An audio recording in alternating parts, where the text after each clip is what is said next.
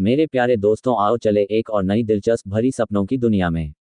आप लोगों को लगेगा आप भी उस दुनिया की सैर कर रहे हैं। अभी आप कहानी पे डूब जाएं उससे पहले चैनल को सब्सक्राइब कर दे। अगर आपको कहानी पसंद आए तो वीडियो को लाइक करें और प्यारा सा कमेंट करना न भूलें।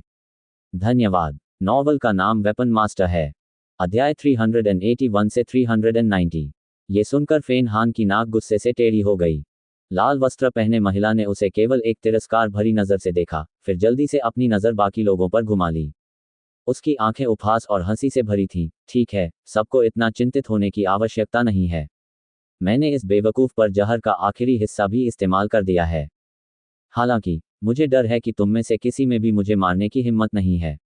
ऐसा लगता है कि यह अंतिम चरण मैं अकेले ही पूरा कर सकता हूं। इतना सुंदर कब्रिस्तान होना कोई बुरी बात नहीं है। हालांकि कुछ ही देर बाद वह जाग गई। वह शान से पूल की ओर चली गई। उसका शरीर कांप रहा था और उसका चेहरा पहले से भी अधिक रक्तहीन था। ये देखकर सभी समझ गए कि वह डूबने की कोशिश कर रही है। कुतिया, क्या तुम मरना चाहती हो? यह युवा स्वामी आपको मरने नहीं देगा। कोट। फेन हान के सुंदर चेहरे पर एक दुष्ट अभिव्यक्ति दिखाई दी जब उसने उग्रता से कहा, यह युवा स्वामी आपको मौत की भीख मांगने पर मजबूर करेगा। लैंग जियांग, जाओ और उसे पकड़ो। कोट। हाँ। 8वीं सीढ़ी के एक वेयरवुल्फ ने उत्तर दिया और स्वयं को संभालते हुए आगे बढ़ा। उसके कदम काफी धीमे थे। जैसा कि लाल पोशाक वाली महिला ने कहा था, म्यूमिंग और अन्य लोगों ने पिछली गलती से सबक सीखा था और इसलिए उन्होंने फिलहाल उसके खिलाफ लड़ने की हिम्मत नहीं की। यद्यपि उसने कहा था कि जहरीली ज्वाला मकड़ी फॉस्फोरस, जिसने म्यू एर को मार डाला था, उसके शरीर में अंतिम जहर था, लेकिन कौन निश्चित हो सकता था कि वह ऐसा जानबूझकर नहीं कह रही थी। ये बहुत लुभावना था। यदि ऐसा है तो सबसे अधिक संभावना है कि ये कदम उठाने वाला व्यक्ति म्यूगे के पदचिन्हों पर ही चलेगा। हालांकि लैंग जियांग के हर कदम के साथ वह अपने दिल की गहराइयों में बेहद कमजोर महसूस कर रहा था। वह एक ऐसे दानव मार्शल से लड़ना पसंद करेगा जो 8वें चरण के शिखर पर है, बजाय एक खूबसूरत महिला से जो जहर में लिपटी हुई प्रतीत होती है। इन दिनों यद्यपि केवल 8 लोग ही मरे थे, परंतु जहर खाने वाले लोगों की संख्या कई गुना अधिक थी। हालांकि कुछ ऐसे जहर थे जो विषैली ज्वलंत मकड़ी के फॉस्फोरस जितने शक्तिशाली नहीं थे। इसके बजाय समय बीतने के साथ वे धीरे धीरे ठीक हो गए। ये देखकर फेन हान इतना क्रोधित हुआ कि उसका चेहरा राख जैसा हो गया। वह गुस्से से चिल्लाया, यंग लाई, तुम भी जाओ। हाँ। 8वें चरण के एक ईगलमैन ने अपने पंख फैलाए और आकाश में उड़ गया। एक क्षण में वह लाल कपड़े पहने महिला के ऊपर प्रकट हुआ। उसने लैंग जियांग की ओर देखा, फिर अपनी आंखें उठाकर आसमान में यंग लाई को देखा। उसके होठों के कोने मुड़ गए और उसने एक हल्की सी मुस्कान दी जो मुस्कान नहीं थी। लैंग जियांग, यंग लाई, मैं यहीं खड़ी रहूंगी। यदि आप में से कोई भी आगे बढ़ना चाहता है तो ऐसा करें। जब लैंग जियांग और यंग ली ने यह सुना तो उनकी पुतलियां सिकुड़ गईं और वे कुछ भी करने की हिम्मत नहीं जुटा पाए। इस समय वे चुपचाप फेन हान को कोस रहे थे। चूंकि उसने खुद को पानी में फेंक दिया था तो उसे जाने क्यों नहीं दिया। उसे इतनी परेशानी क्यों उठानी पड़ी और उसे जीवित क्यों पकड़ना पड़ा। ये देखकर कि 2 स्तर 8 शैतान मार्शल देरी कर रहे थे, फेन हान की आंखें तुरंत बेहद ठंडी हो गईं और उसने अपने दांतों के बीच से इन शब्दों को लगभग निचोड़ लिया, लैंग जियांग, यंग लाई, ये सोचना कि आप दोनों हमारे दानव कबीले के युवा कुलीन हैं। अब एक अकेली औरत ने तुम सबको इतना डरा और सहमा दिया है, मुझे भी तुम दोनों पर शर्म आ रही है। एक साथ सब लोग एक साथ हमला करो। यह युवा मास्टर ये देखना चाहता है कि महिलाओं में और क्या क्या योग्यताएं होती हैं। कोट। फेन हान के शब्द जानलेवा आभा से भरे हुए थे। चाहे वह लैंग जियांग हो, यंग लाई हो या दानव कबीले के बाकी विशेषज्ञ हों, वे सभी उसकी फटकार से भड़क गए और शर्मिंदगी से थोड़ा क्रोधित हो गए। हे, जैसा कि दानव कबीले के युवा स्वामी से उम्मीद थी, आप निश्चित रूप से शक्तिशाली हैं। हालांकि इससे पहले कि वे एक साथ हमला कर पाते, घाटी की गहराई में अचानक एक तिरस्कार की आवाज वज्रपात की तरह फूट पड़ी। फेन हान और अन्य लोग हैरान रह गए। उन्होंने अवचेतन रूप से अपना सिर घुमाकर देखा और देखा कि एक काली आकृति बिजली की गति से दर्जनों मीटर दूर हरी भरी घास से तीर की तरह तेजी से आ रही थी। तांग हुआन। भीड़ में से चौंककर चिल्लाने की आवाजें आईं। जो व्यक्ति अचानक प्रकट हुआ वह वास्तव में तांग हुआन था। कुछ क्षण के आश्चर्य के बाद कई लोगों के चेहरे पर परमानंद के भाव प्रकट हुए, विशेषकर फेन हान, जो खुशी से झूम रहा था। उस समय लुओफू सेंट पर्वत की तलहटी में वे तांग हुआन को सुरक्षित क्षेत्र के बाहर रोकना चाहते थे और उसे मार डालना चाहते थे। शुरू में उसने सोचा था कि तांग हुआन के स्वर्ग की सीढ़ी पर चढ़ने के बाद उसे मदद करने का अवसर पाने में काफी समय लगेगा। ये ईश्वर द्वारा दिया गया अवसर था। जब फेन हान और अन्य लोग तालाब के किनारे पर आनंद मना रहे थे, लाल पोशाक वाली महिला लकड़ी की मुर्गी की तरह अचंभित थी। उसके पीले चेहरे पर अविश्वास की झलक उभरी। फुट पलक झपकते ही तांग हुआन पहले से ही दानव कबीले के विशेषज्ञों की भीड़ से लगभग 20 से 30 मीटर दूर था। झिझी पक्षियों की तीखी आवाज के बीच एक छोटी, सुंदर, 7 रंगों वाली आकृति तांग हुआन की छाती से बाहर निकली और उसके सामने जमीन पर आ गिरी।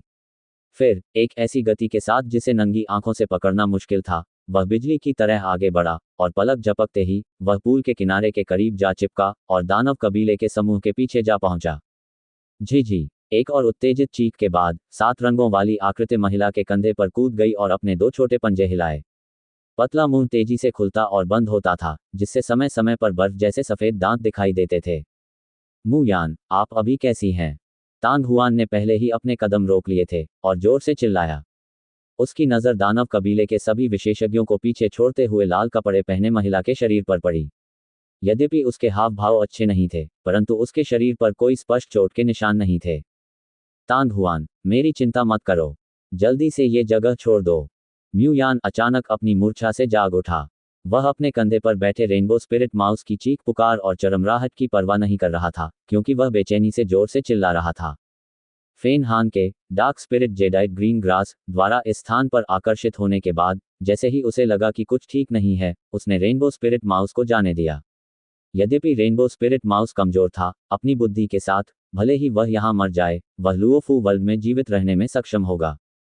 हालांकि उसने यह उम्मीद नहीं की थी कि रेनबो स्पिरिट माउस वास्तव में लुओफू पवित्र पर्वत पर वापस भाग जाएगा और उसे बचाने के लिए तांग हुआन को यहां ले आएगा। तांग हुआन ने स्पष्ट रूप से देखा कि वहां कई दानव कबीले योद्धा मौजूद थे, लेकिन फिर भी उसने बिना किसी हिचकिचाहट के खुद को दिखाया। इससे वह बेहद खुश हुई, लेकिन यह वह दृश्य था जिसे वह बिल्कुल भी नहीं देखना चाहती थी। अन्यथा वह सीधे रेनबो स्पिरिट माउस को तांग हुआन की तलाश करने का आदेश दे सकती थी। हा हा हा हा। फेन हान की नज़र तांग हुआन और म्यू यान पर पड़ी। कुछ देर तक जोर से हंसने के बाद अचानक उसकी आवाज़ धीमी हो गई और उसने ठंडे स्वर में कहा, मू यान, तुम फूहड़ हो, ऐसा लगता है कि इस युवा मालिक ने तुम्हारे साथ कोई गलत काम नहीं किया है। क्या अब भी आप ये कहने का साहस रखते हैं कि आपने मानव कबीले के साथ कोई सांठगांठ नहीं की है? तांग हुआन, तुम सही समय पर आए। सब लोग उसे घेर लो और उसे भागने मत दो। कोट, जी श्रीमान। वे म्यू यान से सावधान थे जो जहर में ढका हुआ था, लेकिन उन्होंने तांग हुआन के बारे में ज्यादा परवाह नहीं की, चाहे वह कितना भी शक्तिशाली क्यों न हो। यहाँ 8वें चरण के दर्जनों राक्षसी कमांडर और 7वें चरण के महान राक्षस थे। जब इतने सारे लोग उसके साथ काम करते हैं, तो वह चिंतित क्यों नहीं होगा? तांग हुआन, जल्दी से चले जाओ। ये देखकर म्यू यान और भी अधिक चिंतित हो गया और चिंतित होकर जोर से चिल्लाया। लेकिन इससे पहले कि वह अपनी बात पूरी कर पाती, उसे अपने मन की गहराई में एक तीव्र पीड़ा महसूस हुई और अगले ही पल वह सारी चेतना खो बैठी और कमजोर होकर जमीन पर गिर पड़ी, मानो वह बेहोश हो गई हो। अब कोई हलचल नहीं थी। वह इतनी हैरान थी कि रेनबो स्पिरिट माउस ने अपना मुंह कसकर बंद कर लिया था। म्यू यान, तांग हुआन हैरान रह गया। कुछ ही समय में 9 यांग दिव्य भट्टी और 5 रंग आध्यात्मिक गोलियां पहले से ही प्रसारित होने लगी थीं और धारणा क्षमता तुरंत अपने चरम पर पहुंच गई। क्या तुमने देखा? यह फूहड़ बस झांसा दे रही थी। फेन हान जोर से हंसा। तांग हुआन, बस अपना यह विचार छोड़ दो। उसकी आत्मा को मैंने पहले ही बहुत चोट पहुंचाई है और वह इतने दिनों से जबरदस्ती सहन कर रही है। यदि वह अब नहीं भी मरती है, तो भी उसके पास सांस लेने के लिए ज्यादा कुछ नहीं बचेगा। कोट, फेन हान, तुम मौत को दावत दे रहे हो। तांग हुआन का चेहरा उदास हो गया और उसके मुंह से कुछ शब्द निकले। ये वास्तव में एक संकेत था कि उसका जीवन अभी ज्यादा दूर नहीं है। इससे तांग हुआन के सीने में तुरंत ही एक अतुलनीय तीव्र क्रोध उमड़ पड़ा और ड्रैगन और फीनिक्स लांस को पकड़े हुए दाहिने हाथ के पीछे की ओर नीली नसें पहले से ही हिंसक रूप से धड़कने लगी थीं। एक क्षण में तांग हुआन के शरीर से एक असाधारण भयानक प्रभावशाली ढंग बाहर निकल आया, मानो वह एक अत्याचारी अद्वितीय तूफान में तब्दील हो गया हो। वह चारों ओर चीख उठा और एक शक्तिशाली दबाव ने तुरंत आकाश और पृथ्वी को भर दिया, जैसे कि एक विशाल पर्वत ऊंचे आसमान से गिरने वाला था, जिससे किसी को भी घुटन महसूस हुई। हर कोई हैरान था, विशेष रूप से राक्षसी कमांडर जिन्होंने तांग हुआन को लुओफू सेंट पर्वत के तल पर रोक दिया था। वे और भी अधिक भ्रमित थे। उस समय की तुलना में तांग हुआन की ताकत फिर से बढ़ गई थी। जिस रात वे लुओफू संत के पहाड़ की तलहटी में पहुंचे, उसी रात तांग हुआन स्वर्ग की सीढ़ी पर चढ़ चुका था, लेकिन वह केवल पहली सीढ़ी पर ही रुक गया। यहाँ तक कि जब वे लुओफू संत के पहाड़ के आधार से चले गए तब भी तांग हुआन अभी भी चुपचाप वहां बैठा था। भले ही वह अभी 7वें चरण के शिखर पर था, तांग हुआन से निपटना पहले से ही बेहद कठिन था। मारना। फेन हान की अभिव्यक्ति भी अचानक बदल गई। उसने महसूस किया कि आसपास के लोगों के विचार तैर रहे थे। ऐसा प्रतीत होता है कि उन्होंने बिना किसी हिचकिचाहट के निर्णायक निर्णय लिया और अपने मुंह से जोर से चिल्लाए। मारना। लगभग उसी समय तांग हुआन ने भी अपने मुंह से उग्र रूप से दहाड़ लगाई। सभी दानव कबीले विशेषज्ञ चौंक गए और आसपास कुछ देर के लिए सन्नाटा छा गया। हालांकि इससे पहले कि वे होश में आ पाते, तांग हुआन ने पहल कर दी थी। बज़। अत्यंत तीव्र कांपती ध्वनि के बीच ड्रैगन और फीनिक्स भाले पहले से ही एक देदीप्यमान चमक में लिपटे हुए थे। तांग हुआन के कंधों से कूदकर वे 7वें चरण के एक वेयरवुल्फ की ओर एक अजेय बल के साथ टूट पड़े जो उनके सबसे करीब था। जहां भी वह लंबा भाला गुजरता वहां एक भयावह गर्मी की लहर संघनित होकर आकाश से झरने की तरह बरसने लगती। मेरे लिए खोलो। वेयरवुल्फ झटके से जाग उठा और उसने अनजाने में अपने हाथ में मोटी काली लोहे की छड़ घुमाए। लेकिन अगले ही पल उसके चेहरे पर आश्चर्य का भाव आ गया और वह अपनी मूर्छा से जाग उठा। यदि ये तांग हुआन वास्तव में 8वें चरण का मार्शल लॉर्ड था तो क्या उसके हमले का इस तरह से सामना करना मुसीबत को आमंत्रित करने के बराबर नहीं होगा। हालांकि इस समय उसके लिए पीछे हटने या अपना कदम बदलने के लिए बहुत देर हो चुकी थी। वह केवल अपने दांत पीस सकता था और अपने शरीर की पूरी ताकत लगा सकता था। क्लैंग। अगले ही क्षण भाले का अग्रभाग आकाश से उल्कापिंड की तरह गिरा और डंडे की नोक से टकराया। तुरंत ही एक धरती हिला देने वाली ध्वनि हवा में गूंज उठी। आव। उफ। 7वें कदम के उस वेयरवुल्फ को केवल एक दूरी महसूस हुई जिसका वह बिल्कुल भी सामना नहीं कर सकता था। जब तक वह दयनीय चीख निकालता तब तक मोटी और लंबी छड़ उसके हाथों से गिर चुकी थी और न केवल उसके दोनों हाथ खून से भीग चुके थे बल्कि उसकी दोनों भुजाएं पूरी तरह बेहोश हो चुकी थीं। मरना। तांग हुआन गुर्राया, उसका भाला हिल गया और बिजली की तरह निकल गया। 7वें चरण का वह वेयरवुल्फ पिछली घटना से उबर भी नहीं पाया था कि उसे सीने में दर्द महसूस हुआ। इसके बाद एक भयानक विस्फोट हुआ और उसे कराहने का भी समय नहीं मिला, इससे पहले कि उसकी चेतना पूरी तरह नष्ट हो गई। इसके बाद एक तीखी आवाज सुनाई दी और उसकी छाती और पीठ पर लगा घाव भाले की तीखी गर्मी से जलकर काला हो गया था। पलक झपकते ही 7वें स्तर का महान राक्षस आसानी से मारा गया। उसे मार डालो, उसे मार डालो। कोट। एक एक करके उन्होंने अपने हथियार लहराए और तांग हुआन की ओर झपटे। लैंग जियांग जो मू यान की ओर बढ़ रहा था वह भी इसमें शामिल हो गया और यंगली जो हवा में मंडरा रहा था वह भी तांग हुआन को घूर रहा था और अपनी चाल चलने के लिए सही अवसर की प्रतीक्षा कर रहा था। ड्रैगन और फीनिक्स भाले के झटके के साथ 7वें चरण के वेयरवुल्फ का मजबूत शरीर दहाड़ता हुआ राक्षसी भालू आदमी की ओर टूट पड़ा जो बाईं ओर से उनकी ओर तेजी से बढ़ रहा था। तांग हुआन तेजी से आगे बढ़ा और एक छाया की तरह वह 8वें स्तर के दानव मार्शल की ओर बढ़ा। उसके हाथ में भाले के अग्रभाग पर निर्वाण पवित्र अग्नि पहले से ही मूर्त हो चुकी थी और एक असाधारण भयावह गर्मी तेजी से आसपास के क्षेत्रों में फैल गई। जब वह एक शीर्ष स्तर 7 महान मार्शल मास्टर था तब की तुलना में यह और भी अधिक अत्याचारी थी।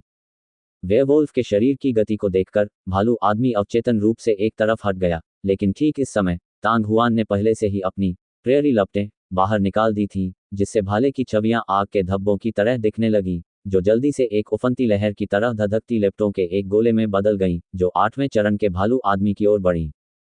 गर्जन। भालू आदमी ने अपनी आंखें बड़ी कर ली और दहाड़ने लगा। उसका पहले से ही भारी शरीर अचानक फूलकर रबर की गेंद की तरह लगने लगा। उसके शरीर से ठोस मांसपेशियों के टुकड़े बाहर निकल आए।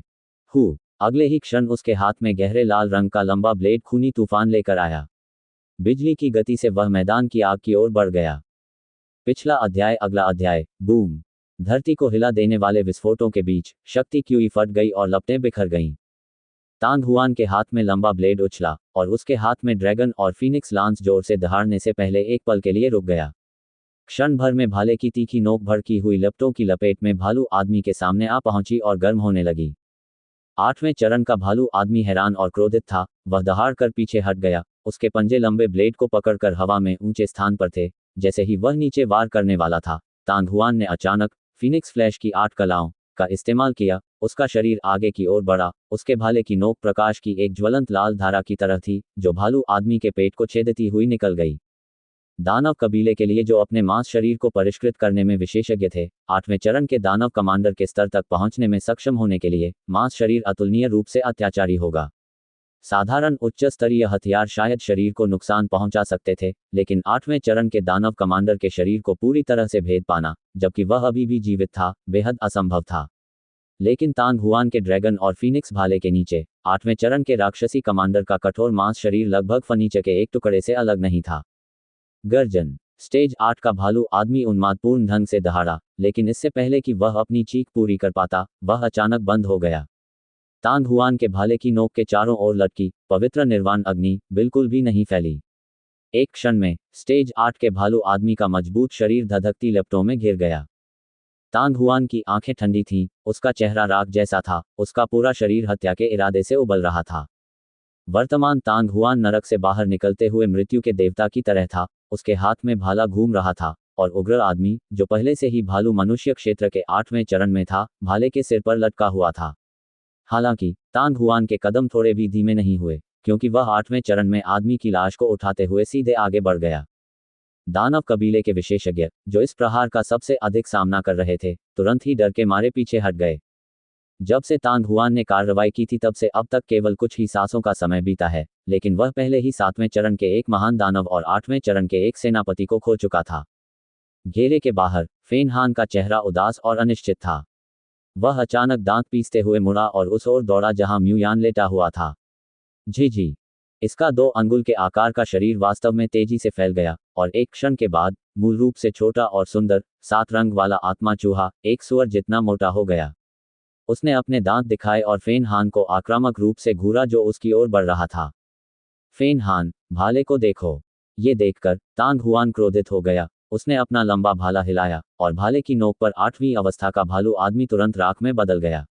अगले ही क्षण ड्रैगन फीनिक्स भाला धरती को हिला देने वाली ध्वनि के साथ उसके हाथ से उड़ गया, तथा अपने साथ एक चमकदार रोशनी लेकर आश्चर्यजनक गति से आगे की ओर बढ़ा।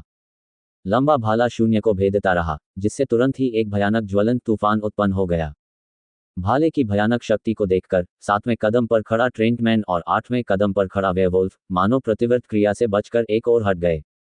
ची। भाला एक बहते हुए इंद्रधनुष की तरह था जो दोनों के बीच की खाई से होकर सीधा फेन हान की पीठ की ओर चला गया। उसके पास हथियार खत्म हो गए हैं, जल्दी करो। तेज। सब लोग एक साथ हमला करो। ऊंचे आसमान में यंगली जो हवा में मंडरा रही थी, उसे अंततः एक अवसर मिल गया।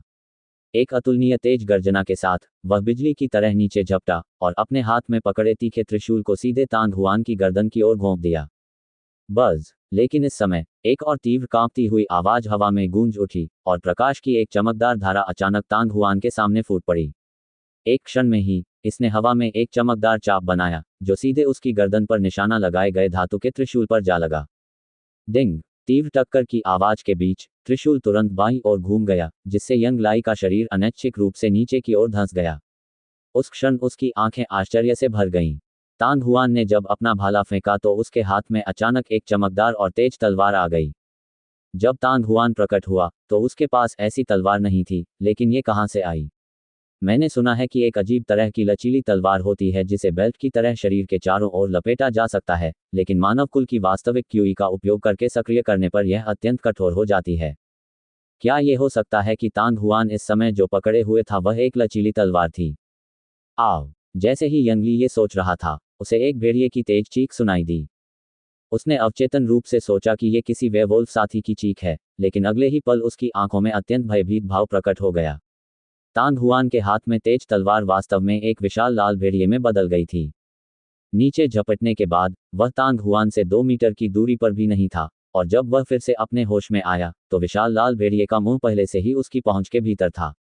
एक अतुलनीय रूप से गर्म आभा उसके ऊपर फैल गई, जिससे उसे ऐसा महसूस हुआ मानो उसकी आत्मा भी आग में जलने वाली है। आहा। यंगली बुरी तरह डर गया और पूरी ताकत से अपने पंख फड़फड़ाते हुए चिल्लाने लगा। वह बचना चाहता था, लेकिन इतनी दूरी पर उसके पास कोई रास्ता नहीं था। लगभग उसी क्षण जब पंख फड़फड़ाए, विशालकाय लाल भेड़िए ने उसके रोएदार बाज जैसे सिर पर काट लिया। उसका रोना भी अचानक बंद हो गया। प्लॉप। क्लैंग। विशाल लाल भेड़िया चमक कर गायब हो गया, जिसके बाद तांग हुआन के हाथ में एक लंबी तलवार दिखाई दी। यंगली का सिर उसके धड़ से अलग हो गया था और लोहे का त्रिशूल भी उसी समय जमीन पर गिर गया, जिससे खून बहने लगा। ऐसा अविश्वसनीय और विचित्र दृश्य देखकर आसपास के दानव कबीले के सभी लोग दंग रह गए। फुट। तांग हुआन के कदम बिल्कुल भी नहीं रुके। जिस क्षण यंग ली उतरा, उसका शरीर एक छाया की तरह चला गया और तुरंत 7वें चरण के ट्रेंट और 8वें चरण के वेवोल्फ के बीच की खाई में प्रकट हुआ। जिस क्षण वह वहां से गुजरा, उसके हाथ में मौजूद ब्लडरोज तलवार भूतिया ढंग से ट्रेंट की गर्दन के सामने आ चुकी थी। हे। भयंकर गर्मी ने तुरंत वृक्ष पुरुष को उसकी मूर्छा से जगा दिया, लेकिन उसके पास चीखने का ही समय था कि उसकी तलवार की अतुलनीय रूप से तेज धार उसकी गर्दन के आर पार हो गई। एक क्रूर सिर आसमान में उड़ गया और उसके चेहरे पर भय और चिंता छाई हुई थी जो अभी तक खत्म नहीं हुई थी। तांग हुआन ने अपनी तलवार उठाई और आगे की ओर बढ़ा और पीछे एक छवि छोड़ गया। वह बिजली की गति से दर्जनों दानव कबीले विशेषज्ञों द्वारा बनाए गए घेरे से बाहर निकल आया। 10 मीटर आगे फेन हान ने सदमे और रोष से अपने दाहिने हाथ की ओर देखा। इस समय तक उसकी पूरी बांह सूज चुकी थी और जांघ जितनी मोटी हो गई थी। इससे उसकी आस्तीन पूरी तरह फट गई और उसकी पूरी बांह पर काले रंग की पपड़ियां जम गईं, यहां तक कि उसकी हथेली पर भी पपड़ी जम गई। उसने मूल रूप से म्यू यान को अपने हाथों में पकड़ने और उसे धमकाने की योजना बनाई थी। लेकिन किसने सोचा होगा कि म्यू यान के बगल में बैठे 7 रंगों वाले छोटे चूहे का रूप इतना बदल जाएगा। जबकि वह अभी भी अचंभे में था, तांग हुआन के ड्रैगन और फीनिक्स भाले पहले से ही भयानक गर्मी के साथ उल्कापिंडों की तरह बाहर निकल आए थे। जब तक वह इस पर प्रतिक्रिया करता, उसके पास बचने का कोई समय नहीं था। हालांकि उन्होंने इसकी परवाह नहीं की। यदि तांग हुआन व्यक्तिगत रूप से आया होता तो वह शायद थोड़ा हिचकिचाता। क्या वह हथियार फेंककर 8वें चरण के दानव मार्शल की चोटी को धमकाना चाहता था? ये कैसा मजाक था? इसलिए फेन हान ने सीधे बैकहैंड हथेली से वार किया और अंतिम परिणाम ऐसा था जैसे अभी उसका हाथ दर्द कर रहा था। उसकी हथेली पर पपड़ी फट गई थी और उसका मांस खून और गोर से भरा हुआ था। लंबा भाला कुछ मीटर दूर चट्टान के किनारे पर फंस गया था, जिससे उसके चारों ओर एक बड़ा गड्ढा बन गया था। ऐसा इसलिए भी था क्योंकि जब तांग हुआन ने ड्रैगन और फीनिक्स भालों को अपने हाथों से छोड़ दिया तो भालों की नोक पर लगी आध्यात्मिक अग्नि की लपटें भी बुझ गईं। फेन हान, मर जाओ! एक जोरदार चीख ने फेन हान को उसकी मूर्छा से जगा दिया। उसने ऊपर देखा तो पता चला कि यह वास्तव में तांग हुआन था जो उसकी ओर उड़ रहा था। ऐसा प्रतीत होता है कि जैसे ही उसकी आवाज गिरी, तांग हुआन के हाथ में रक्त पुष्प तलवार पहले से ही तेजी से फूलों के बीच से गुजरती तितली की तरह नाचने लगी। असामान्य रूप से गर्म लाल प्रकाश की धाराएं ब्लेड से निकली। उसके बाद तलवार का बल उसके शरीर के सामने क्षैतिज रूप से आगे की ओर बढ़ता हुआ आगे बढ़ा और एक स्नोबॉल की तरह ये बड़ा और बड़ा होता गया। तांग हुआन, फेन हान के सीने में क्रोध उबल रहा था। वह अपने दांत पीस रहा था और भयंकर रूप से आगे बढ़ने से पहले गहरी दहाड़ लगा रहा था। उसकी बाईं भुजा भी तेजी से सूज गई, उसकी आस्तीनें फटने लगी और गहरे काले रंग की पपड़ियां तेजी से उसकी पतली सफेद अंगुलियों को ढकने लगीं। अगले ही पल फेन हान की बाईं मुट्ठी आगे की ओर झुकी। उसकी मुट्ठी को केंद्र बनाकर सभी दिशाओं में भयानक ऊर्जा के उतार चढ़ाव फैल गए। पलक झपकने से भी कम समय में ऊर्जा के उतार चढ़ाव ने सामने से आती लाल ब्लेड लाइट से संपर्क बना लिया था। पिछला अध्याय, अगला अध्याय, बूम! इसके बाद क्षेत्र में एक जबरदस्त विस्फोट की आवाज गूंजी। जैसे जैसे मुट्ठी आगे बढ़ती गई, ब्लेड की रोशनी टूटती गई। एक क्षण बाद उस भयावह मास प्रिंट के प्रभाव से ब्लेड की रोशनी का केंद्र तुरंत धंस गया और एक तलवार की छवि प्रकट हुई। धमाका! एक क्षण में ही फेन हान की मुट्ठी तलवार के उभार पर जा लगी। जैसे ही उसने ऐसी ध्वनि निकाली जो सोने को भेदती हुई प्रतीत हुई, शक्ति क्यूई की एक और भी अधिक भयंकर और डरावनी लहर बाहर की ओर उठी और आसपास की लाल ब्लेड की रोशनी तुरंत बिखर गई, जिससे स्थान और भी अधिक विकृत हो गया। दर्द से कराहते हुए फेन हान का शरीर विस्फोटक ढंग से कुछ कदम पीछे हट गया। जब उसने अपनी मुट्ठी की ओर देखा तो पाया कि कई पपड़ियां फट गई थीं और ताज़ा खून बह रहा था। तांग हुआन के हाथ में रक्त पुष्प तलवार एक पल के लिए रुकी, फिर दोबारा बाहर निकली। कोण अत्यंत पेचीदा था, लेकिन तलवार की नीयत सघन और राजसी थी, जैसे कोई शासक दुनिया को देख रहा हो, जिससे लोगों में भय का भाव पैदा हो रहा हो। दुष्टता की कला बाहर से आई, साथ ही भीतर स्वर्ग की इच्छा भी थी। ये 9 स्वर्ग तलवार तकनीक का सार था। तलवार बाहर निकली और एक पल में यह अजीब तरह से फेन हान के सामने आ गई। तांग हुआन के आग्रह पर तलवार का पूरा स्थान पवित्र निर्वाण अग्नि में बदल गया। ज्वाला एक उछलती हुई परी की तरह थी, जो तलवार की गति के साथ आगे बढ़ रही थी और भयानक गर्मी उत्सर्जित कर रही थी। क्लैंग! रक्त पुष्प तलवार की गति बहुत तेज थी। फेन हान, जो सदमे और गुस्से की स्थिति में था, समय पर बच नहीं सका और केवल अपना हाथ उठाकर उसे रोक सका। टक्कर की आवाज सुनकर फेन हान ने एक दर्दनाक कराह निकाली और तुरंत क्षैतिज रूप से पीछे हट गया। उसकी बांह की पपड़ियां एक बार फिर फट गईं और उनमें से खून की धारें एक बार फिर बहने लगीं। तांग हुआन ने आश्चर्य से कहा। उस निर्वाण पवित्र अग्नि ने वास्तव में फेन हान की बांह पर लगे तराजू को तुरंत नहीं जलाया। दानव कबीले का युवा मास्टर वास्तव में असाधारण है। तांग हुआन की हरकतें बिल्कुल भी नहीं रुकीं। लगभग उसी क्षण जब फेन हान पीछे हटा, उसने शुआ ध्वनि के साथ अपनी तलवार फिर से आगे बढ़ा दी। हवा में घूमती तलवार की नोक का प्रक्षेप पथ भी अत्यंत विचित्र और पेचीदा था। क्लैंग। फेन हान ने एक बार फिर अपनी बाहों से रोका, लेकिन उसके बाद तांग हुआन का तीसरा प्रहार आया, उसके बाद चौथा प्रहार, पांचवां प्रहार, छठा प्रहार। एक के बाद एक प्रहार बहते पानी की तरह बिना अंत के बहते रहे। झनकार। क्लैंग। एक या दो सांसों के छोटे से अंतराल में तांग हुआन ने पहले ही 9 बार ऐसे कोण पर वार किया था जिसे नंगी आंखों से देख पाना मुश्किल था, और प्रत्येक तलवार के वार का कोण अलग था। जब फेन हेंज ने अवरोध उत्पन्न किया, तो वह तलवार के बल पर क्षैतिज रूप से आगे बढ़ने से स्वयं को रोक नहीं सका। तांग हुआन के 9वें वार को रोकने के बाद भी वह तांग हुआन के सामने खड़ा था। हालांकि उसके पीछे अब लेटा हुआ शान शान या पंजे मारने वाला रेनबो स्पिरिट माउस नहीं था, बल्कि इसके बजाय वह अपने अत्यधिक सदमे से जाग गया था और उनकी ओर झपट रहा था। दूसरी ओर तांग हुआन पहले से ही उसके और म्यू यान के सामने था। इसका मतलब यह भी था कि बेहोश म्यू यान को पकड़कर उसे डराने धमकाने की उसकी योजना पूरी तरह से व्यर्थ थी। न केवल उसकी योजना विफल हो गई, बल्कि उसकी दाहिनी हथेली और पूरा बायां हाथ खून से लथपथ हो गया। एक राक्षस के लिए ये तराजू सुरक्षा का सबसे अच्छा साधन थे, और इनसे ढकी भुजाएं अत्यंत शक्तिशाली हथियारों के बराबर थीं। फेन हान ने मानव कबीले के 8वें स्तर के शिखर के खिलाफ कई बार लड़ाई लड़ी थी, लेकिन तांग हुआन जैसा कोई व्यक्ति कभी नहीं था जिसने उसकी बांह को इस हद तक घायल कर दिया था। वर्तमान में उसके बाएं हाथ पर अभी भी बरकरार तराजू के केवल कुछ टुकड़े थे, बाकी सभी तांग हुआन की तेज तलवार से टूट गए थे। इतना ही नहीं, तांग हुआन की तलवार के भीतर लगातार उठने वाली लपटें अत्यंत घृणित थीं, क्योंकि वह लपटों को अपनी बांह पर फटी हुई पपड़ियों को छूने की भी हिम्मत नहीं कर पा रहा था। वह बहुत स्पष्ट था कि एक बार उसे छू लेने पर आध्यात्मिक अग्नि की गर्मी तुरंत उसके शरीर में प्रवेश कर जाएगी और उसे जला भी सकती है, जिससे उसके लिए विरोध करना असंभव हो जाएगा। स्टेज 8 के भालू आदमी को जलाना इसका एक उदाहरण था। ची। सूक्ष्म ध्वनियां हवा में गूंज रही थीं।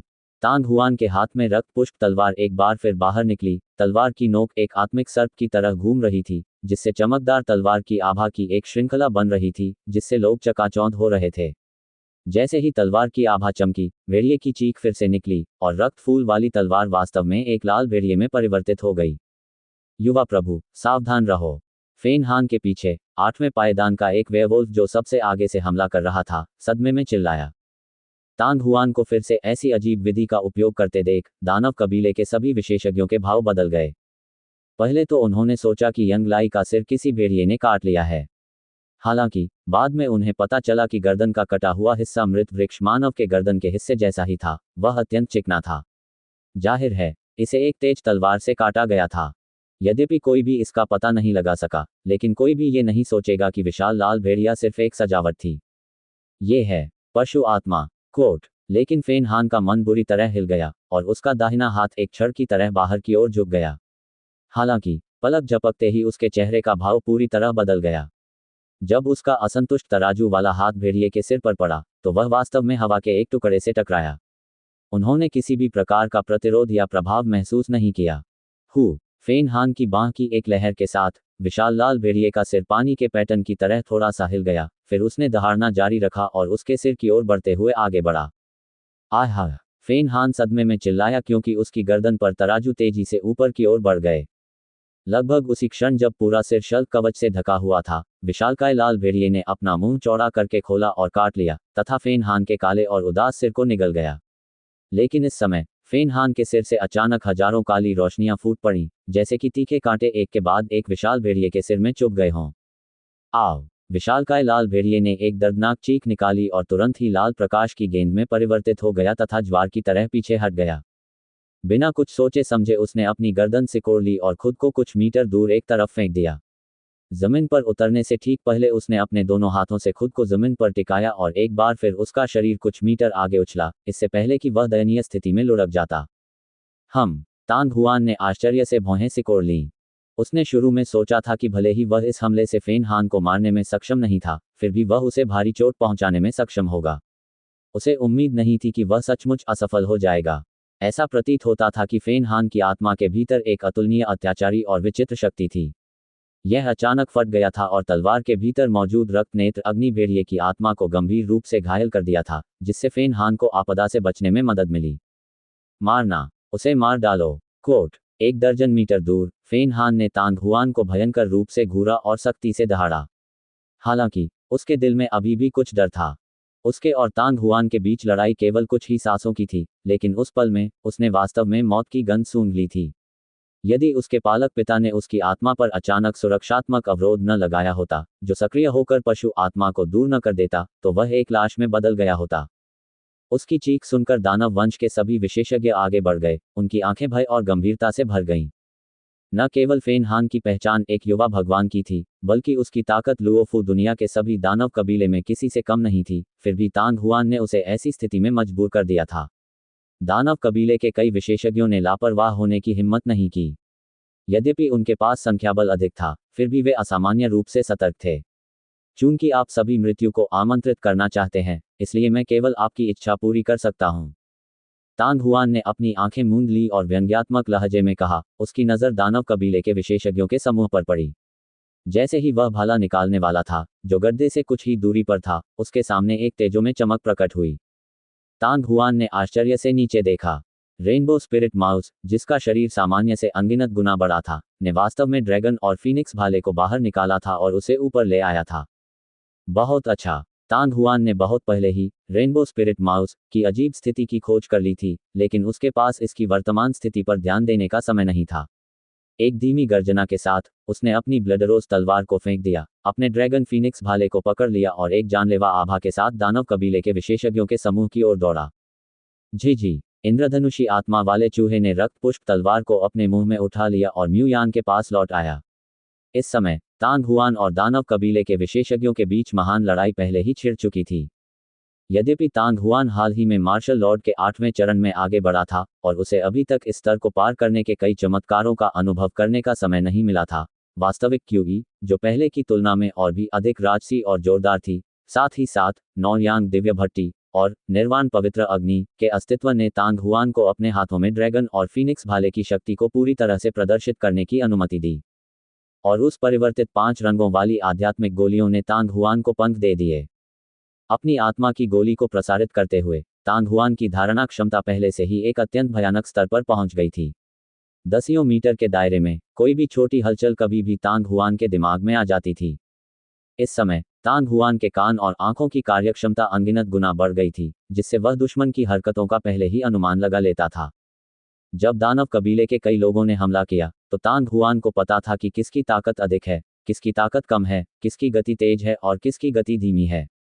यह इस हद तक था कि हमला करने के बाद वे हथियार की दिशा के बारे में भी सटीक निर्णय ले सकते थे। इस तरह की स्थिति में हर बार जब ड्रैगन और फीनिक्स लांस हमला करते थे, तो ये दुश्मन के हमले को पूरी तरह से चकनाचूर करने और नियंत्रित करने में सक्षम होता था और फिर दुश्मन को अधिकतम नुकसान पहुंचाता था। मात्र 1 दर्जन सांसों के छोटे से अंतराल में ड्रैगन और फीनिक्स लांस से मरने वाले दानव कबीले विशेषज्ञों की संख्या में 4 की वृद्धि हो गई थी। ड्रैगन और फीनिक्स लांस हाथ में होने के कारण ऐसा लग रहा था मानो वह कोई जीवित प्राणी हो, जिससे दानव कबीले के सभी विशेषज्ञ अभिभूत हो गए। अंत में कोई भी तांग हुआन से आगे निकलने में सक्षम नहीं था, न ही उसके चारों ओर फिर से घेरा बना सका या योजना के अनुसार उस पर हमला कर सका। भाला बिजली के बोल्ट की तरह था और एक फुर्तीले सांप की तरह ये गदा के चारों ओर चक्कर लगाता हुआ दूसरे वर्ग 8 के राक्षस पर दहाड़ने लगा। एक क्षण पहले लेवल 8 राक्षसी मानव के हाथों की छड़ी तांग हुआन के भाले से उड़ गई थी। वह पीछे हटना चाहता था, लेकिन इससे पहले कि वह कार्रवाई कर पाता, तांग हुआन का भाला पहले ही आ चुका था। भाले को देखते ही राक्षसी व्यक्ति का चेहरा बदल गया। उसने अचानक अपने दांत पीस लिए और अपनी शिल्कों से ढकी हथेलियों से धधकते लाल भाले के सिरे को पकड़ लिया। बज़! भाले का शरीर कांप उठा, जैसे एक हिंसक और अद्वितीय शक्ति क्यूई फूट पड़ी। भाले की नोक पर तापमान बहुत अधिक था। अगले ही क्षण 8वें स्तर के राक्षस ने अपनी हथेलियां छोड़ दी। उसकी हथेलियों के तराजू पहले ही टूट चुके थे और ड्रैगन और फीनिक्स भाले सीधे उसके पेट में घुस गए थे। तांग हुआन ने अपनी आंखें भी नहीं झपकाईं। अपने भाले को उठाते ही चरण 8 का राक्षसी मानव उड़ गया और भाला दूसरे राक्षस कबीले विशेषज्ञ की ओर झपटा। 10 मीटर के दायरे में ऐसा लग रहा था मानो वह एक विशाल चूल्हे में तब्दील हो गया हो। बढ़ती गर्मी से ऐसा लग रहा था जैसे हवा भी जल रही हो, और दानव कबीले के विशेषज्ञों का समूह जो ऐसे भीषण वातावरण में तांग हुआन के साथ लड़ रहा था, सभी पसीने से भीग गए थे। समय उड़ गया और एक के बाद एक आकृतियां गिरती गईं। शेष दानव कबीले योद्धाओं की आंखों में भय और भी अधिक बढ़ गया। तांग हुआन ने जानबूझकर निर्वाण पवित्र अग्नि को प्रकट नहीं किया और इसके बजाय दानव कबीले के साधकों को जलाकर राख कर दिया। यह उसका इरादा था, क्योंकि जितनी अधिक लाशें जमीन पर पड़ी होंगी, उतना ही अधिक मानसिक आघात अन्य दानव कबीले विशेषज्ञों को महसूस होगा। भीड़ के पीछे फेन हान की अभिव्यक्ति पहले से ही बेहद भद्दी हो गई थी। दर्जनों दानव कबीले योद्धाओं में से 1 दर्जन से अधिक ऐसे थे जो 8वें चरण के दानव कमांडर थे। हालांकि चारों ओर से इतने सारे लोगों के हमला करने के कारण वे तांग हुआन का कुछ भी नहीं कर सके। आओ! एक और चीख निकली और एक और स्तर 1 दानव कमांडर एक ज्वलंत आदमी में बदल गया। अरे यार, ये कैसा राक्षस है जो इतना डरावना है? फेन हान का चेहरा, जिस पर से पहले ही पपड़ियां उतर चुकी थीं, फड़कने लगा, क्योंकि वह खुद को कोसने से नहीं रोक सका। लेकिन अगले ही पल फेन हान ने अचानक अपनी आंखें आसमान की ओर उठा लीं। उसके ऊपर एक काली छाया घूम रही थी। चीख! एक तीखी चिंगार के साथ वह आकृति नीचे झपटी और तालाब के किनारे उतरी। ये वास्तव में 8वीं सीढ़ी का ईगलमैन था। जैसे ही वह फेन हानवेई की ओर झुका, 8वें चरण का ईगलमैन दंग रह गया। उनसे कुछ ही दूरी पर युद्ध क्षेत्र के किनारे पर लगभग 20 आकृतियां लेटी हुई थीं। उनके रूप रंग को देखकर ही पता चल सकता था कि वे सभी दानव कबीले से थे, और इसके अलावा उनमें से कम आधे लेवल 8 के दानव मार्शल थे। वहां है कोट, युवा भगवान भी यहाँ हैं। कोट। चीखें दूर से आ रही थीं और कुछ ही देर बाद दूर जंगल से कई आकृतियां निकलती दिखाई दीं। वे बिजली की गति से 10 मीटर लंबी घास को पार करते हुए तालाब के किनारे पहुंच गए। हालांकि इससे पहले कि वे फेन हान की ओर झुक पाते, वे सभी ईगलमैन की तरह लकड़ी के मुर्गे की तरह अचंभित रह गए। दानव शरीर, तुम लोग यहाँ क्यों हो? फेन हान ने उदास चेहरे से कहा। हम मो जियांग नामक लेवल 8 का राक्षसी व्यक्ति अचानक कांप उठा। वह जाग गया, और जैसे ही उसने अपना मुंह खोला, उसकी आवाज बंद हो गई और वह ऊपर देखने के अलावा कुछ नहीं कर सका। आकाश में 20 से अधिक आकृतियां दिखाई दी। वे सभी तियान कबीले के जादूगर थे। घाटी की गहराई में प्रकाश तुरंत ही मंद हो गया। क्या हो रहा है? वह पहले से ही देख सकता था कि तियान कबीले के जादूगरों के समूह में किंग यंग उनमें से एक थी। वह शीर्ष रैंक 8 जादूगर संप्रदाय की सदस्य थी, और इस लुओफू दुनिया में उसकी ताकत की तुलना यूफेयन से भी नहीं की जा सकती। युवा मास्टर, हम सभी तांग हुआन के साथ यहाँ आए हैं। मो तुओ के चेहरे पर अविश्वास का भाव दिखाई दिया। बहुत पहले फेन हान कई विशेषज्ञों को लेकर आया था और लुओफू पवित्र पर्वत छोड़ दिया था। हालांकि उसने कभी उम्मीद नहीं की थी कि वह यहाँ था और उसने तांग हुआन के साथ लड़ाई की थी। जल्दी करो, वे हमारे ठीक सामने हैं। कोट, दूर से एक और चिल्लाहट आई। एक के बाद एक लोग बाहर निकल आए। आश्चर्यजनक रूप से सामने एक युवक था जिसके हाथ में आग जैसी लाल तलवार थी। उस आदमी के पीछे एक हट्टा कट्टा आदमी था जिसके हाथ में एक बड़ा सा हथौड़ा था और एक सुंदर चेहरे वाली भालाधारी स्त्री थी। लियू कियानये, मो कियानी और बाकी लोगों के आने से वास्तव में उनकी टीम की संख्या में काफी वृद्धि हुई। हालांकि उनकी उपस्थिति ने न केवल किंग यंग और तियान कबीले के अन्य विशेषज्ञों का ध्यान आकर्षित किया था, बल्कि इसने लियू कियानये और मानव कबीले के अन्य शक्तिशाली व्यक्तियों का ध्यान भी आकर्षित किया था। जो मुझे रोकते हैं, वे मर जाएं। तांग हुआन। जिस क्षण लियू कियानये ने पूल के किनारे की स्थिति देखी, वह और अन्य लोग भी दंग रह गए। वे हमेशा मो कियानी और अन्य लोगों के पीछे पीछे चलते रहे थे। मूलतः उन्हें तब राहत मिली थी जब उन्होंने तांग हुआन को सभी से दूर जाते देखा था। चूंकि वे 8वें ऑर्डर के ईगलमैन तक भी नहीं पहुंच सके, इसलिए यह असंभव था कि मो कियानी और अन्य लोग तांग हुआन को सफलतापूर्वक मार सकें और रेनबो स्पिरिट माउस को जब्त कर सकें। हालांकि चूंकि दानव कबीले और बाकी लोगों ने हार नहीं मानी थी, इसलिए लियू कियानये और बाकी लोगों ने उनका पीछा करना जारी रखा। जब ईगलमैन की चीख आसमान से आई तो उन्होंने यह नहीं सोचा कि ऐसा इसलिए हुआ क्योंकि उन्होंने तांग हुआन को खोज लिया था। आखिरकार तांग हुआन की गति के अनुसार उसे पहले ही और भी आगे वाले स्थान पर पहुंच जाना चाहिए था। उसने कभी नहीं सोचा था कि न केवल तांग हुआन इस घाटी में था, बल्कि वह फेन हान और दानव कबीले के विशेषज्ञों की एक और लहर के साथ भी लड़ रहा था। इससे भी अधिक अविश्वसनीय बात यह थी कि इस लड़ाई में तांग हुआन का वास्तव में ऊपरी हाथ था। जमीन पर पड़े विशेषज्ञों की लाशें इसका सबूत थीं। भाई तांग हुआन, अच्छा काम किया। थोड़ी देर तक स्तब्ध रहने के बाद लियू कियानये अपने होश में वापस आई और जोर से हंस पड़ी। उसने अपने हाथ में विशाल लाल ब्लेड लहराया और आगे बढ़कर कहा, भाइयों, आओ हम सब मिलकर उन पर हमला करें। वास्तव में दानव कबीले के बहुत सारे दुष्ट लोग भाई तांग हुआन को घेर कर हमला कर रहे हैं। क्या आपको सचमुच लगता है कि हमारे मानव कबीले से कोई नहीं है? कोट मारना। यांग डोंग ने दहाड़ लगाई और लियू कियान ये के पीछे पीछे चला गया। उसके हाथ में पकड़ा हुआ विशाल हथौड़ा उसी समय बाहर फेंक दिया गया। जब मोटी जंजीरें उसे खींचती तो वह हु की आवाज के साथ नाचता। इसकी गति अत्यंत भयावह थी। लियू कियान ये और यांग डोंग के बाद मेंग शियाओ शियाओ, जियांग हुई और मानव कबीले के अन्य विशेषज्ञों ने भी चिल्लाते हुए अपने हथियार सक्रिय कर लिए और आगे बढ़ गए।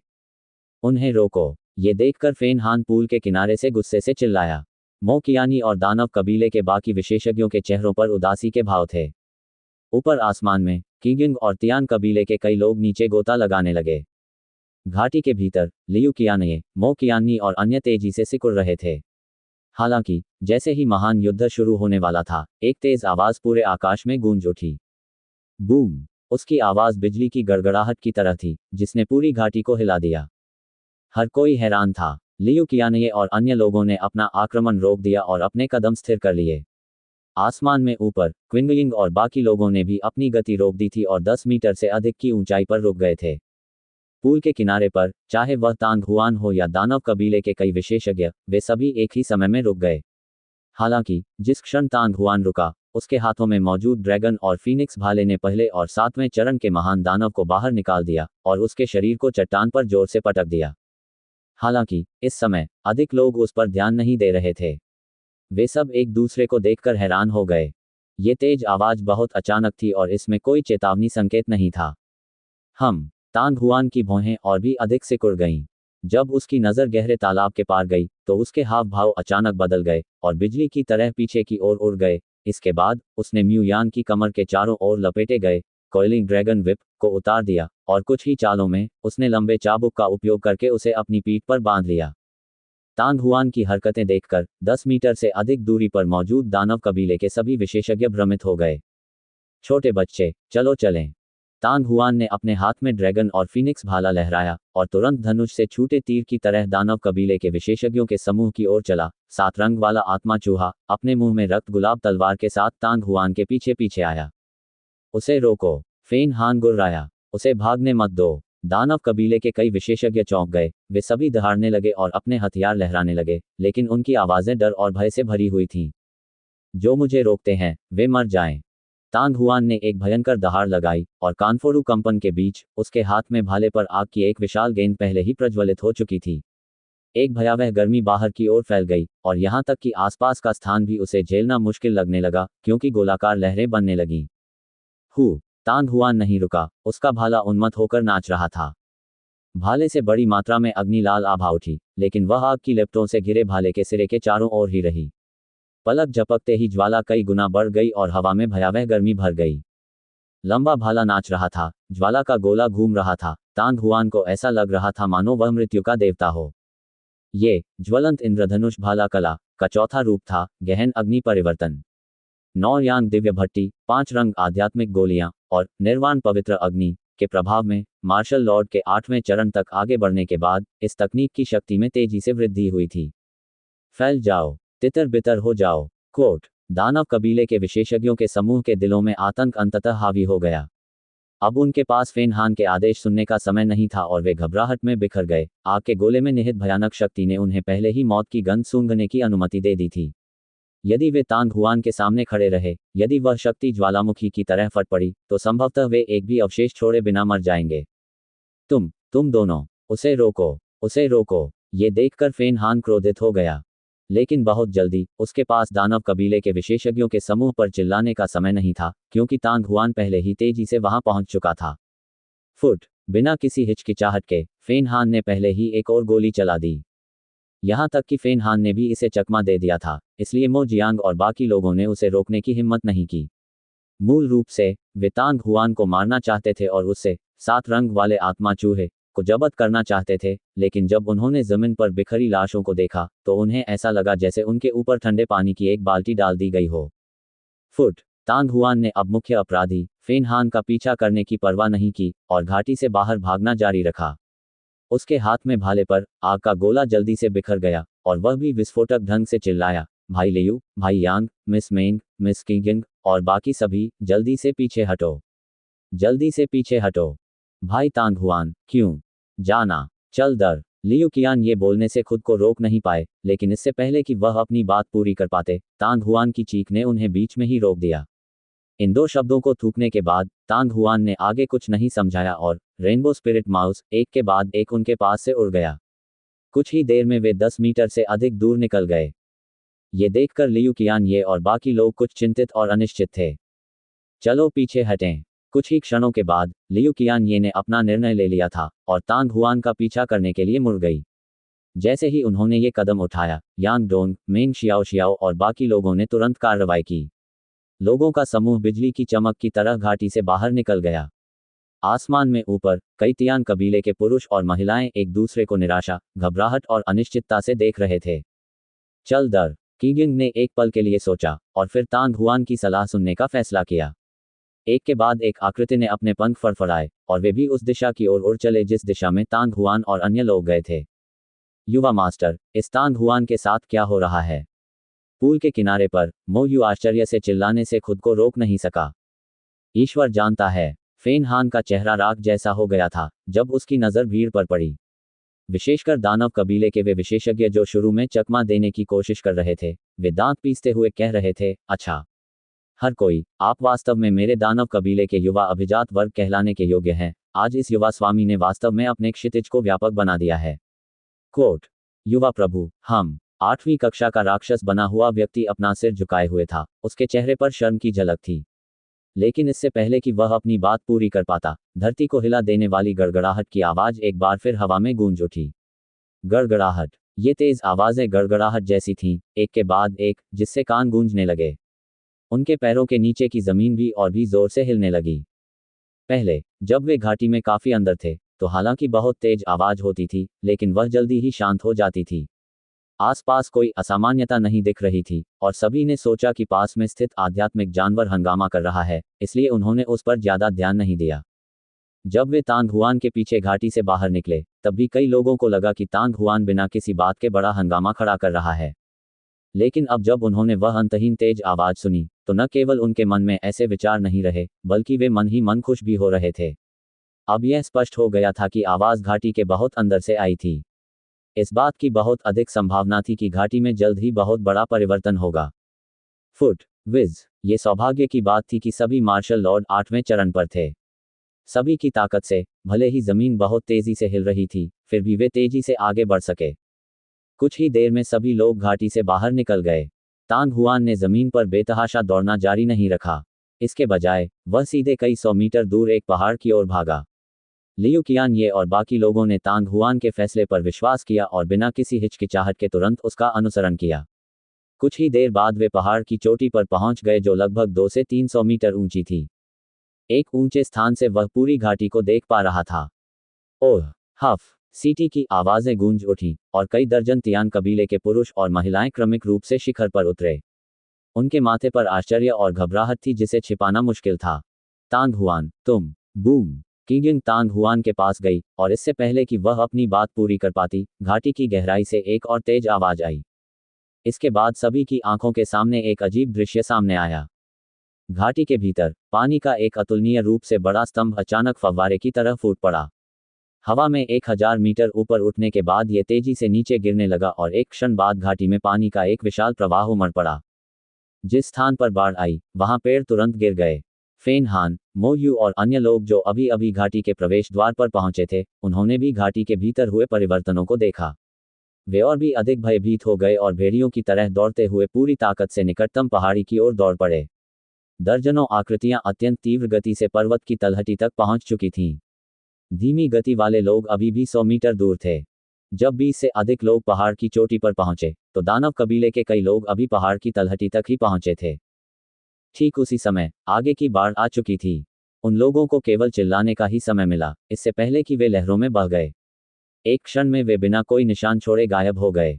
जब उन्होंने ये दृश्य देखा, तो फेन हान, मो कियानी और बाकी लोगों के चेहरे पीले पड़ गए, जबकि उनकी आंखें काली और भयावह हो गईं।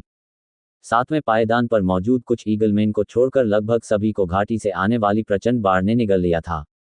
ऐसी विपत्ति के सामने सातवें चरण का महान राक्षस भी तुच्छ लग रहा था। सभी जानते थे कि उन सातवें स्तर के राक्षसों के बचने की संभावना बहुत कम थी। दुर्भाग्यवश दानव वंश के सभी मूर्ख नष्ट नहीं हुए। लियू कियानयी, जो चोटियों से कुछ 100 मीटर दूर थी और काफी लंबी थी, ताली बजाते हुए अफसोस से रोने लगी। इस समय वह तांग हुआन को जिस नज़र से देखता था वह कृतज्ञता से भरी हुई थी। न केवल लियू कियानये, बल्कि यांग डोंग, मेंग शियाओ शियाओ, जियांग हुई और बाकी सभी के चेहरे पर एक ही भाव थे। यदि तांग हुआन ने अभी सभी को चेतावनी नहीं दी होती और खुद भाग गया होता, तो यहाँ के कई मार्शल योद्धाओं को नुकसान उठाना पड़ता, और यहाँ तक कि तियान कबीले के जादूगर भी बच नहीं पाते। यदि वे अभी भी तालाब के ऊपर होते, तो वे सीधे विशाल जल स्तंभ से टकरा सकते थे। सब लोग देखो! अचानक आश्चर्य की चीख सुनकर सभी लोग जाग गए। ऊपर देखने पर उन्होंने देखा कि घाटी के भीतर पानी का असामान्य रूप से बड़ा स्तंभ पहले ही तेजी से नीचे डूब चुका था, तथा घाटी में बाढ़ धीरे धीरे कम हो गई थी। मूलतः हरा भरा और हरियाली से भरा ये क्षेत्र अस्त व्यस्त हो गया था, तथा अनगिनत पेड़ उखड़ गए थे। बूम! जब जोरदार चीख निकली तो पानी के खंभे के पास से अचानक एक चमकदार सफेद रोशनी उठी। घाटी में कंपन की तीव्रता बढ़ती गई, क्योंकि घाटी की गहराई में बड़ी बड़ी दरारें उभरने लगीं। घाटी के भीतर खड़ी चट्टान भी इसी तरह दरक गई और कुछ ही समय बाद तेजी से ढहने लगी। ऊंचाई से सभी आकारों की अनगिनत चट्टानें गिर रही थीं और उनसे इतनी तेज आवाज हो रही थी कि हजारों मीटर दूर स्थित चोटियों से भी लोग उसे स्पष्ट रूप से सुन सकते थे। ऐसा दिल दहलाने वाला दृश्य देखकर सभी के भाव बदल गए।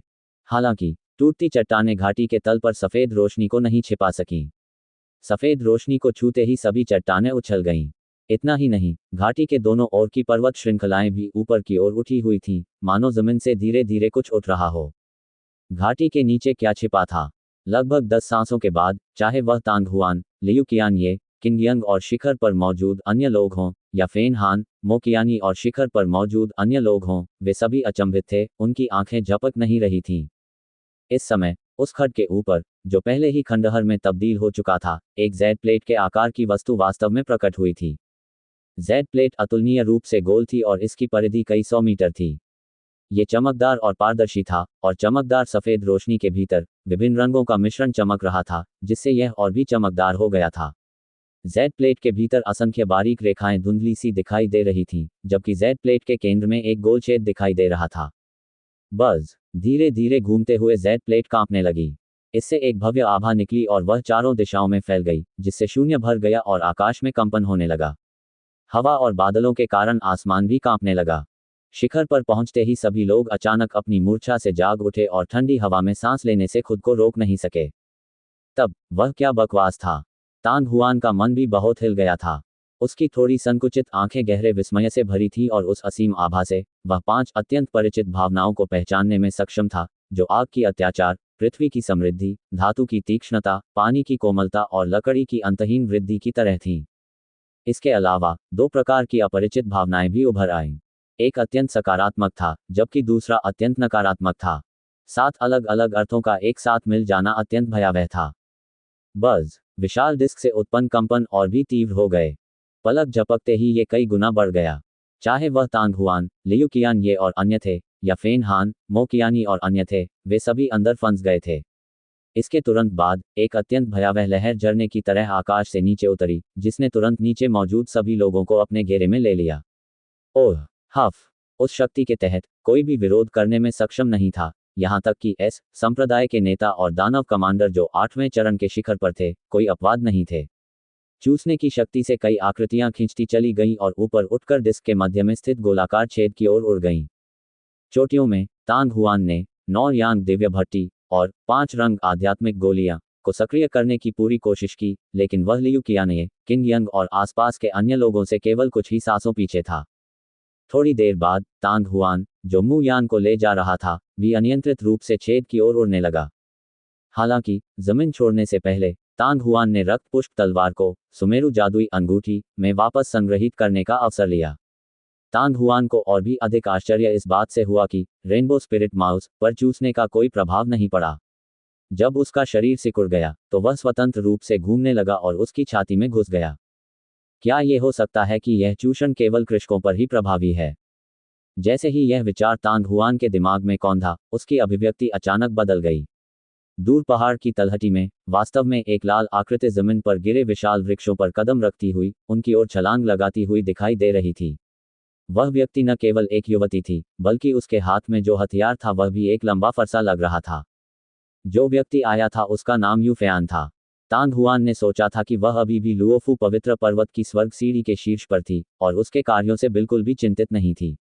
वह मन ही मन खुश हो रही थी। आखिरकार चूसने वाली जेड प्लेट द्वारा प्रवेश किया जाना एक आशीर्वाद और एक अभिशाप था, इसका अनुमान लगाना कठिन था। बहन फेयन, यहाँ मत आना। तांग हुआन बहुत चिंतित था और वह जोर से चिल्लाया। हालांकि जैसे ही शब्द उसके मुंह से निकले, उसे एहसास हुआ कि उसकी आवाज़ बाहर नहीं आ सकती। ऐसी परिस्थिति में भले ही वह यू फैन को रोकना चाहता हो, वह इसके बारे में कुछ नहीं कर सकता था। अगले ही पल तांग हुआन अपनी आंखें बंद करके और दिल में आह भरकर कड़वी मुस्कान के बिना नहीं रह सका। जैसे ही उसने बोलना समाप्त किया, यू फैन चूसने की मदद से पहले ही दौड़कर आ गया था। उंगली हिलाने के बाद तांग हुआन को लगा कि वह पहले ही छेद से गुजर चुका है। फिर चूसने की अत्यंत अत्याचारी शक्ति अचानक बिना किसी निशान के गायब हो गई। तांग हुआन ने अपनी आंखें खोली और देखा। निश्चय ही वह पहले से ही बड़ी जेड प्लेट के शीर्ष पर था। ये गोल जेड प्लेट वास्तव में वैसी ही थी जैसी उसने नीचे पहाड़ की चोटी पर देखी थी। इसमें अनगिनत महीन और जटिल शिराओं वाले पैटर्न थे और इनमें से प्रत्येक शिरा पैटर्न में अतुलनीय मात्रा में आध्यात्मिकता समाहित थी। इसके अलावा जेड प्लेट पर 7 मेहराबदार दरवाजे थे, जिनमें से प्रत्येक का रंग अलग था: सोना, बैंगनी, सफ़ेद, हरा, काला, लाल और पीला। मेहराबदार दरवाजे के भीतर क्रिस्टलीकृत प्रकाश तेजी से घूम रहा था और बड़े प्रतीकों में गुंथ रहा था। सुनहरे मेहराब के अंदर सूर्य शब्द लिखा था, बैंगनी मेहराब के अंदर चंद्रमा शब्द लिखा था, सफ़ेद द्वार के अंदर सफ़ेद शब्द लिखा था, हरे द्वार के अंदर सितारे शब्द लिखा था, काले द्वार के अंदर सितारे शब्द लिखा था, लाल द्वार के अंदर लाल शब्द लिखा था और पीले द्वार के अंदर शासन शब्द लिखा था। मेहराब के भीतर स्थान तेजी से बदल रहा था। केवल बैंगनी रंग का दरवाजा ही अपवाद था जिस पर लूना शब्द लिखा हुआ था। दरवाजे के अंदर का स्थान वास्तव में पूरी तरह से शांत था। ऐसा विचित्र दृश्य देखकर हर कोई आश्चर्यचकित और अनिश्चित होकर एक दूसरे की ओर देखने लगा। एक और आकृति प्रकट हुई। यह अंतिम यू फैन था जो दिखाई दिया। उसके लाल वस्त्र अग्नि के समान थे और उसके हाथ में परशु चमक रहा था तथा उसके सुंदर एवं मनोहर शरीर से अत्यंत भयानक आभा निकल रही थी। जैसे ही उसने यह आभा महसूस की, आसपास के सभी लोग थोड़ा चौंक गए। ऐसा लग रहा था कि उसकी ताकत फिर से बढ़ गई है। जैसे ही यू फैन जमीन पर उतरी, उसकी आंखें एक बार तेजी से घूम गईं और उसके सुंदर चेहरे पर आश्चर्य की झलक दिखाई दी। उसके बाद वह सचमुच भौंचक्की रह गई और विचार करने लगी।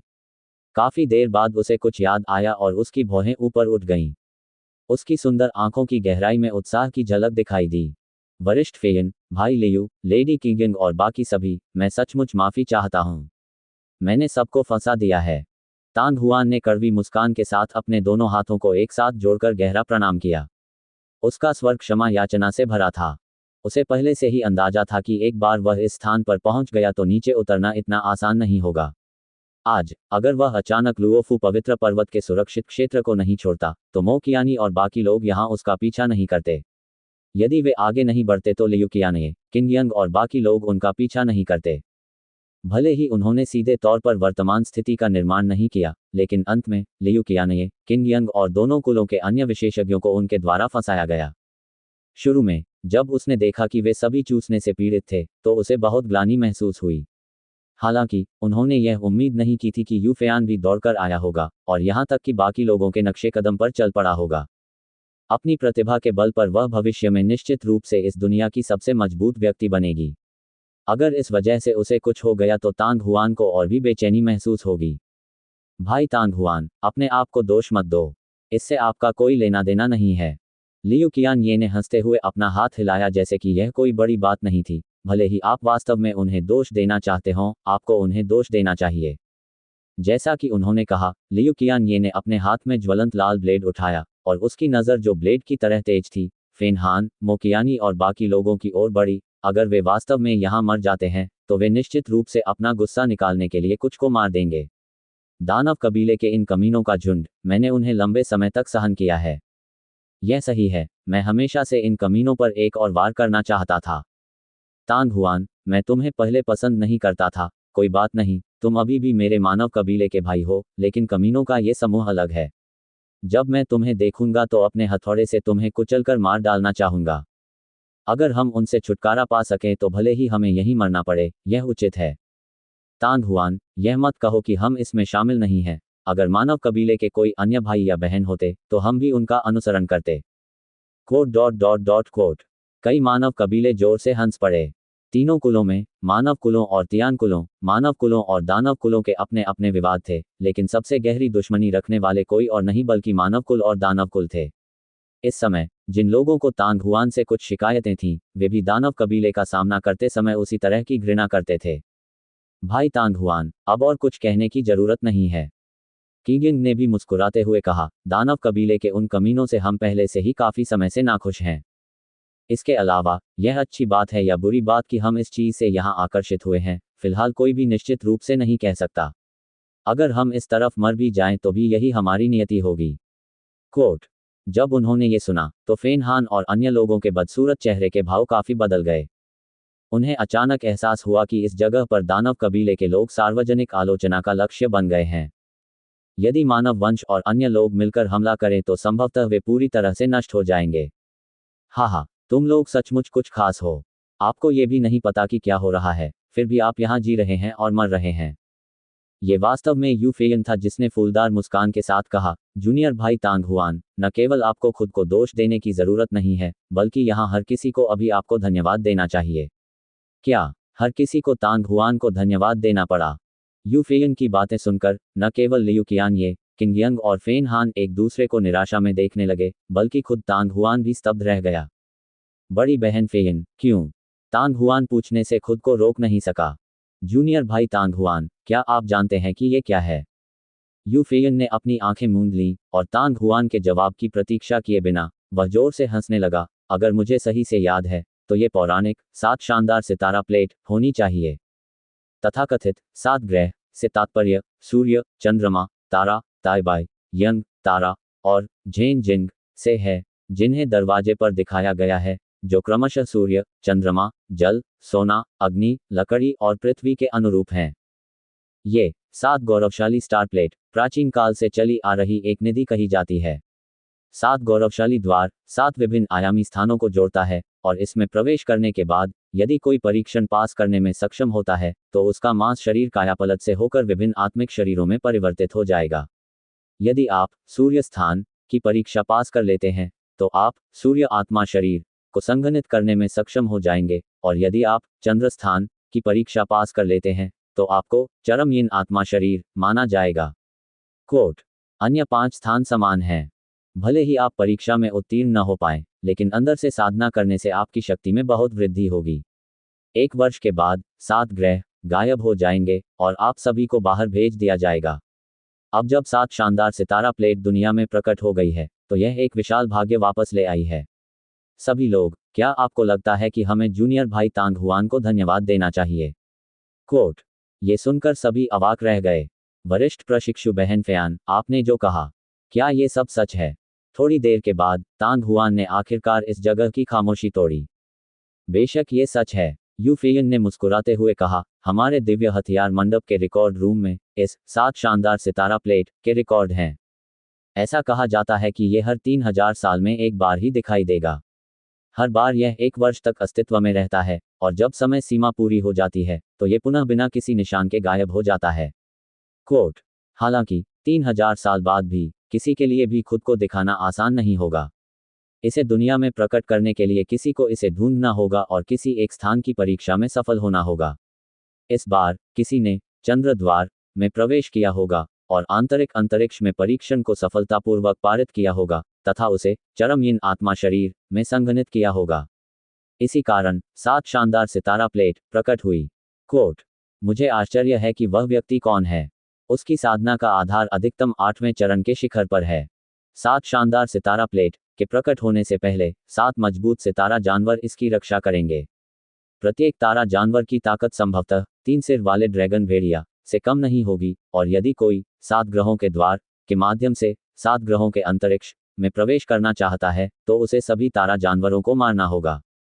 यदि 8वीं सीढ़ी के शिखर पर कोई व्यक्ति इतनी दूर तक पहुंचने में सफल भी हो जाए तो भी उसकी जान बाल बाल बच जाएगी। वह व्यक्ति सचमुच अद्भुत है। कोट। हालांकि सफलता के बाद पुरस्कार भी सबसे बड़ा होगा, क्योंकि स्टार बीस्ट पूरी तरह से 7 शानदार स्टार प्लेट की शक्ति से बना था।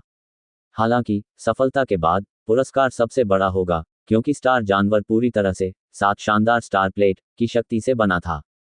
क्या ये शान हो सकता है? तांग हुआन का बेहद खूबसूरत चेहरा अवचेतन रूप से तांग हुआन के दिमाग में कौंध गया।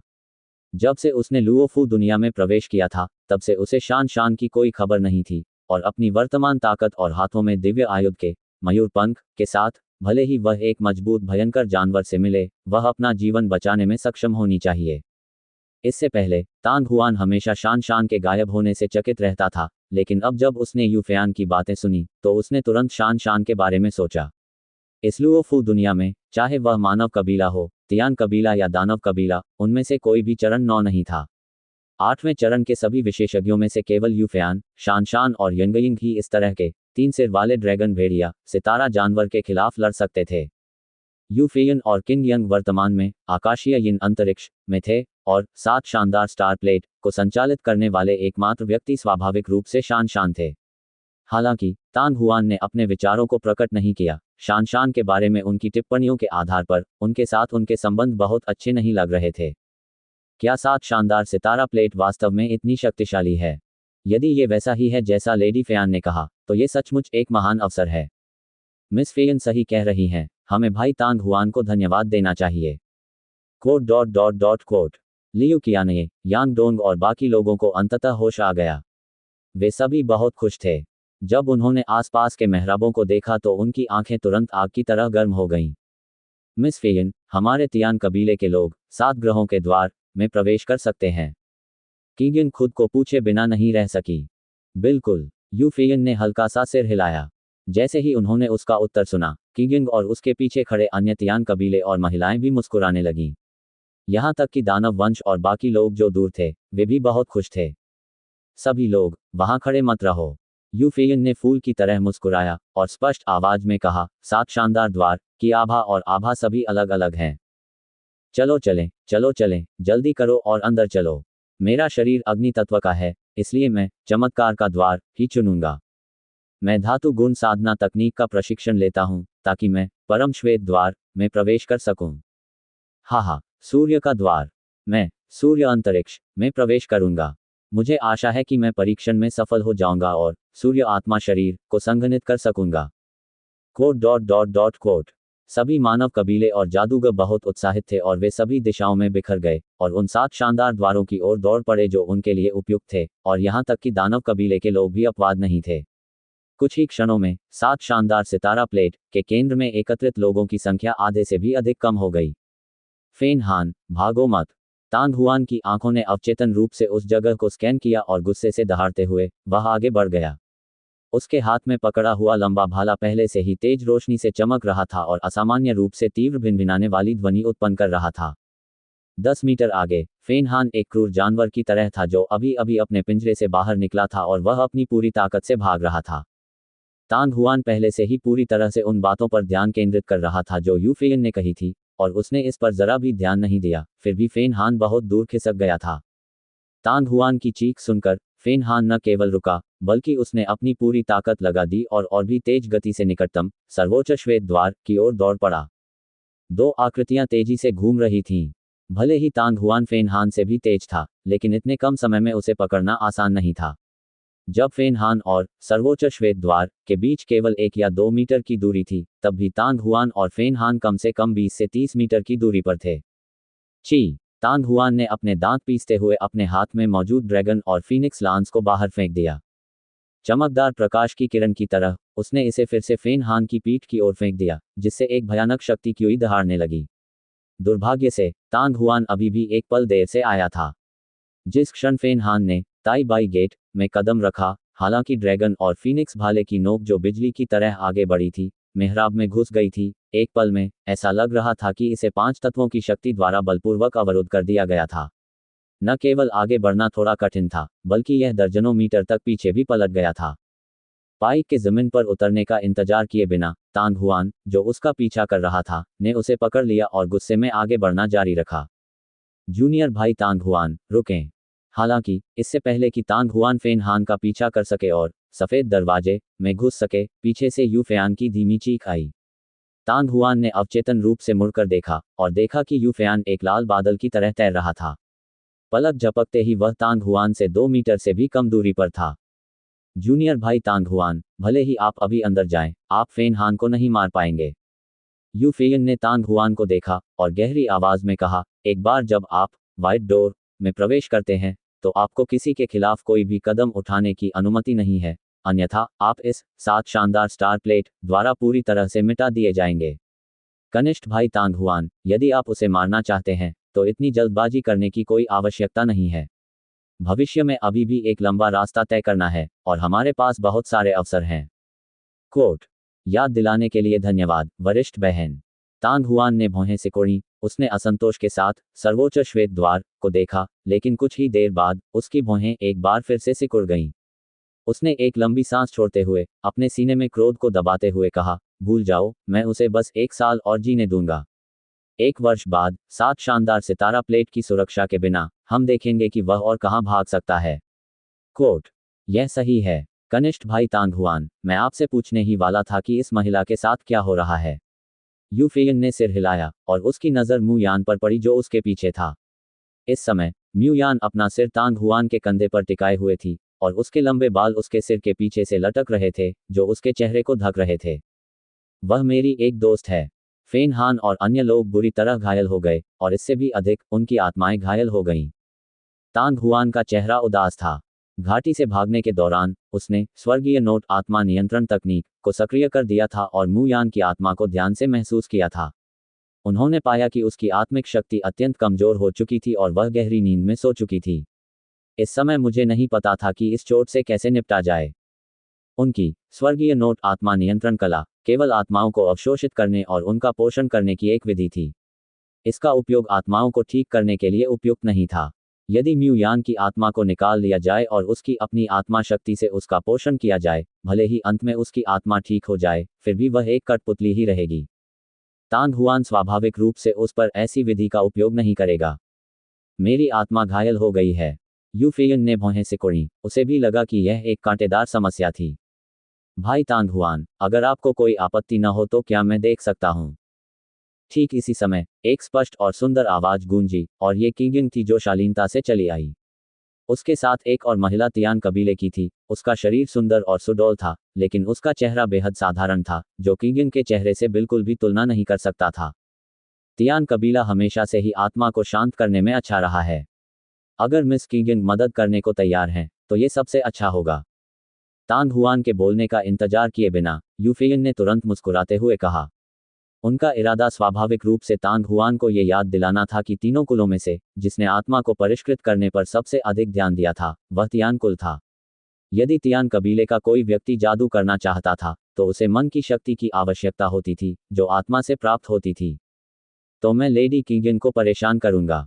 तांग हुआन तुरंत अपनी उलझन से बाहर आ गई और उसके चेहरे पर एक खुशी भरी मुस्कान आ गई। जब उसने बोलना समाप्त किया, तो तांग हुआन ने पहले ही जल्दी से कॉइलिंग ड्रैगन व्हिप को खोल दिया था और म्यू यान को अपनी पीठ से जेड प्लेट पर रख दिया था। उसके चेहरे को ढंकने वाले लंबे बाल नीचे की ओर खिसक गए और उसके माथे पर रक्त लाल गोलाकार छाप दिखाई दी।